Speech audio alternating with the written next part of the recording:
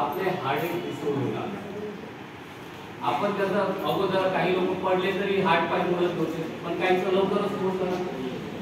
का बरे? त्याचे हाड तसंच होतं, माझे तुमचे तसंच आहे. फरक का बरं झालं की क्षमतेपेक्षा जास्त घटक जो शरीरात गेला त्याच्यामुळे ते हाडे नसून झाली. तुमचे दाताचे प्रॉब्लेम तयार होतात. असे बरेचसे घटक, रासायनिक घटक क्षमतेपेक्षा जास्त असले की ते हानिकारक होतात. म्हणून पिण्याच्या पाण्याकरिता रासायनिक आणि अणुजैविक तपासणी ही केली जाते. आता प्रश्न असा आहे की ती कुठं आणि कशी केली जाते? बरोबर आहे की नाही? कुठं आणि कशी केली जाते?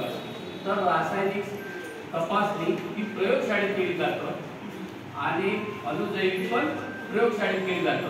पण त्याच्यासोबत एक आता आणखी आधुनिक पद्धत आलेली आहे जे FDA किटच्या माध्यमातून आपणही ती सहज करू शकतो. तर त्या FDA किट ह्या तुम्हा लोकांना दिल्या जातात, बरोबर आहे की नाही? आणि ती तपासणी आपण करू शकतो. तर आता आपण या दोन्ही गोष्टीचे आता प्रॅक्टिकल आपण या स्तरावर करूया. ठीक आहे? म्हणजे ते तुम्हाला त्याची विस्तृत माहिती होईल. बरोबर की नाही? तर ठीक आहे. ठीक आहे. बॉटल आहे ना, काचेची बॉटल आहे की नाही? पण ही बॉटलच आहे का साधी? तर इथं रसायन घातलेली बॉटल आहे ज्याच्यामुळे आपण काय करू शकतो?